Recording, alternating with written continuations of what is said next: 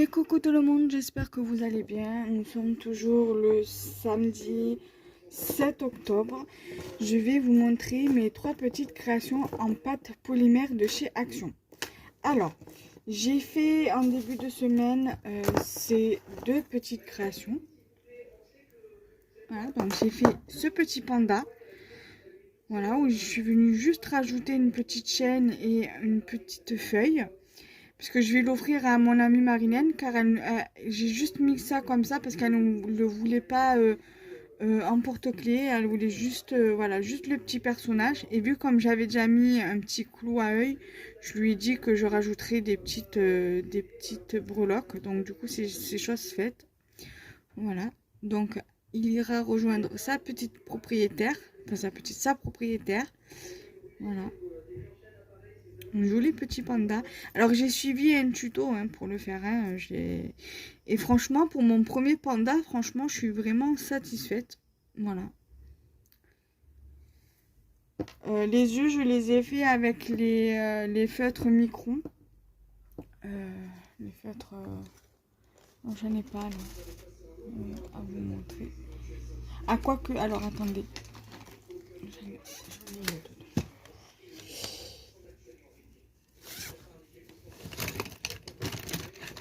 les feutres comme ça.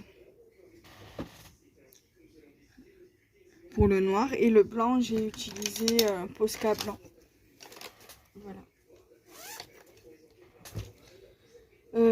Ensuite, j'ai réalisé ce petit chien le même jour, mais en porte-clés, toujours avec la pâte de chez Action. Alors, je vais peut-être mettre la lumière parce que comme ça, vous verrez pas forcément bien. Voilà, là, vous verrez bien.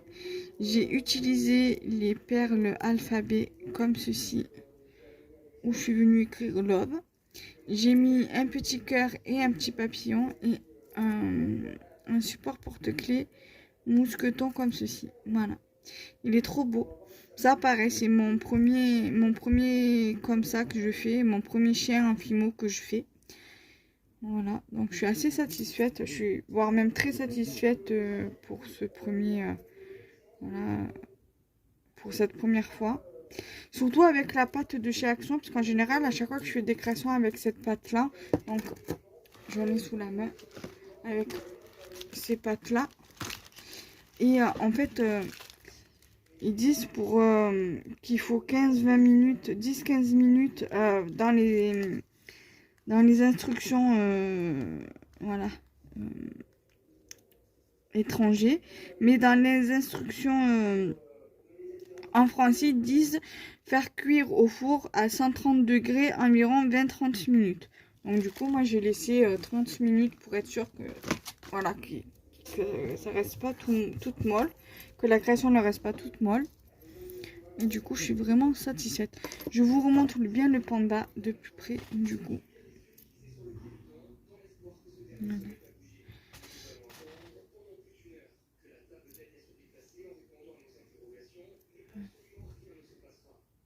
Petit panda.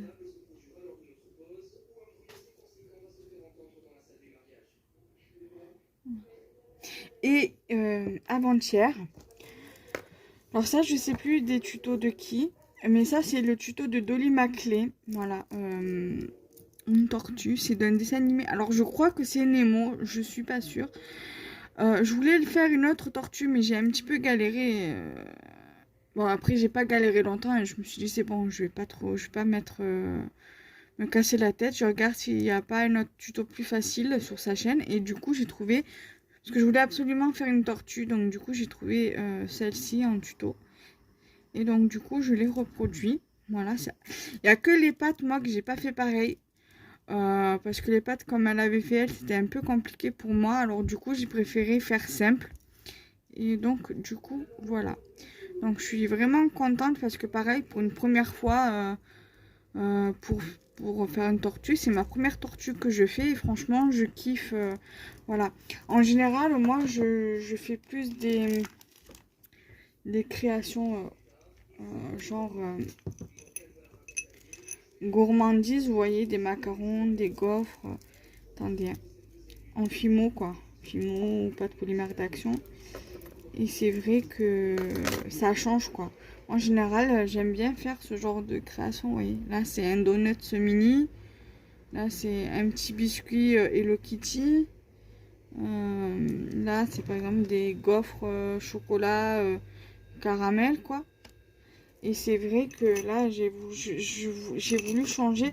En fait, je pense que le genre de création qui me correspond le plus, je pense, hein, c'est ce genre de création. Donc maintenant, quand j'aurai envie de faire de la fimo, que ce soit fimo, cernite ou la pâte d'action, je partirai sur ce genre de création, bien évidemment en m'aidant d'images ou de tutos. Mais voilà, je pense que ça me correspond le plus en fait. Pourtant, j'ai des moules, par exemple, pour la pâte, tout ce qui est pâtisserie, gourmandise, tout ça. Mais bon, c'est pas vraiment inspirant ça, en fait, ça m'inspire plus, en fait, voilà. C'est vraiment la chose qui m'inspire et que j'ai envie de reproduire, voilà. Tout en faisant, bien sûr, le scrap. Après, j'ai le classeur de mes créations faciles en pâte fimo où je pourrais, bien évidemment, m'inspirer de certaines créations. Et aussi, j'avais fait ça, mais il y a longtemps aussi. Donc, c'est en fait une petite pierre bien ronde, bien plate, une gassure de galet avec une petite abeille dessus. J'avais bien aimé la réaliser. Donc, ça, vraiment, je devais vous présenter juste ces trois-là. Mais c'est vu comme j'avais ça sous la main. Voilà, je me dis, je profite. Voilà. Donc du coup j'espère que cette vidéo vous aura plu. Donc n'hésitez pas à me dire si vous aimez ce genre de vidéo.